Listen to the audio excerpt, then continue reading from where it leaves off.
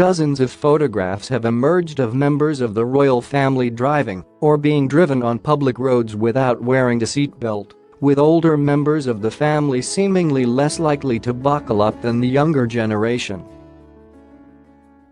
It comes after both the Queen and Prince Philip were spotted without a seatbelt in the days following the prince's recent car crash.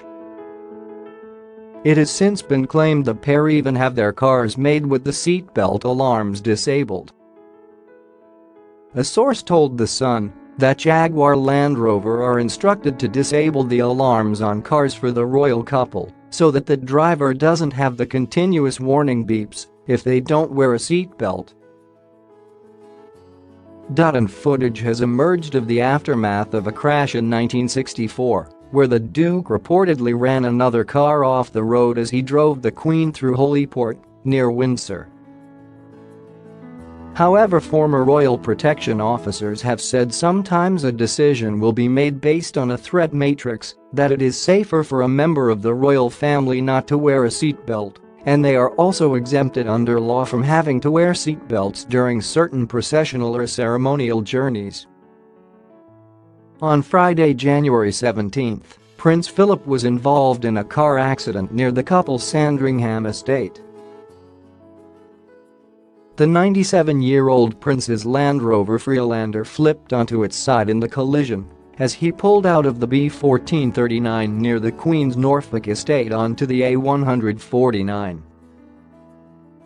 His car rolled after colliding with a Kia carrying 2 women and a 9-month-old baby. The 28-year-old driver suffered a knee injury, and her 45-year-old passenger sustained a broken wrist. The baby boy strapped into the back seat escaped serious injury. Both drivers were breath tested and provided negative readings. The very next day, the Queen was spotted driving on a public road without a seatbelt. The 92-year-old monarch was on a road near Sandringham on Friday, 18, little more than a mile from the scene of her husband's accident. She learned to drive with the army in 1945, before she became queen, and does not need a license. Under UK law, it is compulsory to wear a seatbelt if there is one fitted, but the Queen is immune from any civil or criminal proceedings since British courts operate in her name, and she cannot prosecute herself.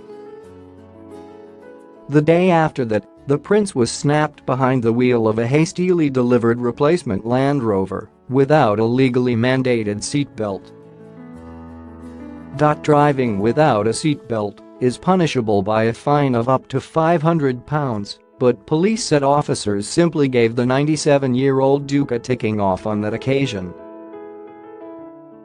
Photos reveal this month's vehicular indiscretions are hardly the first time a royal has been seen driving or being driven on a public road without a seatbelt on. In archive photographs dating back almost 30 years, the Queen and Prince Philip, both of whom are well known for preferring to drive than to be driven, often seem happy to take their seat behind the wheel unencumbered by a seatbelt. Since the Queen learned to drive in 1945, for the first 38 years of her motoring life it was not illegal to drive without wearing one. On the other hand, pictures of the younger royals for whom mandatory seatbelt wearing has been the law for as long as they can remember tend to show the Cambridges and the